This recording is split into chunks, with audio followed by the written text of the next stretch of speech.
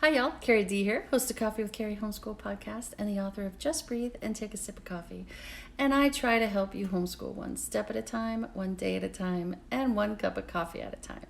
Now, I've been sharing some of my favorite curriculums that we've used over the years that aren't as well known as some of the more popular homeschooling resources and curriculums that are out there and publishers. So today I wanted to share with you my all-time go-to grammar curriculums that we use. They're super simple, they're very inexpensive, and they have them for all levels. All right, so the two things that our family used all the time for grammar and punctuation was one, daily grams, and they have them for every single level. So they have it for first through I think sixth grade, and then they have a junior high one, and then they have one even for high schoolers. And so it's called daily grams, and it's called daily grams for that reason. They do a page a day, and there's 185 I think in here for them to do, and they are super simple. It will take your kids maybe 10 minutes to do each of the daily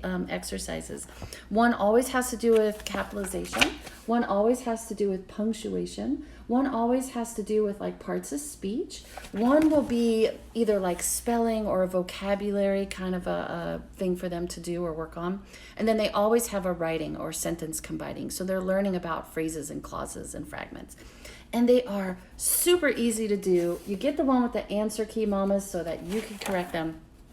And the reason I absolutely loved daily grams was because when the kids would do their daily gram for the day, if they came to something that they just had no idea, like for instance, this one here is write the plural of each noun, and one of them is calf.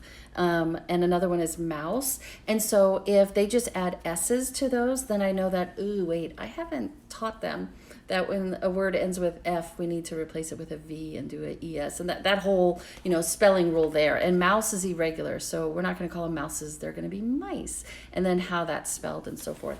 So I use these to help me figure out where the holes are in their learning and things that I haven't taught them yet. And so my all-time favorite is daily grams. It's super inexpensive, super easy. And of course, my other way that I teach my kids grammar is through Mad Libs. So make sure you get a whole bunch of these and you play Mad Libs, put it in your morning time basket. Your kids will know all the parts of speech like that. All right, have fun.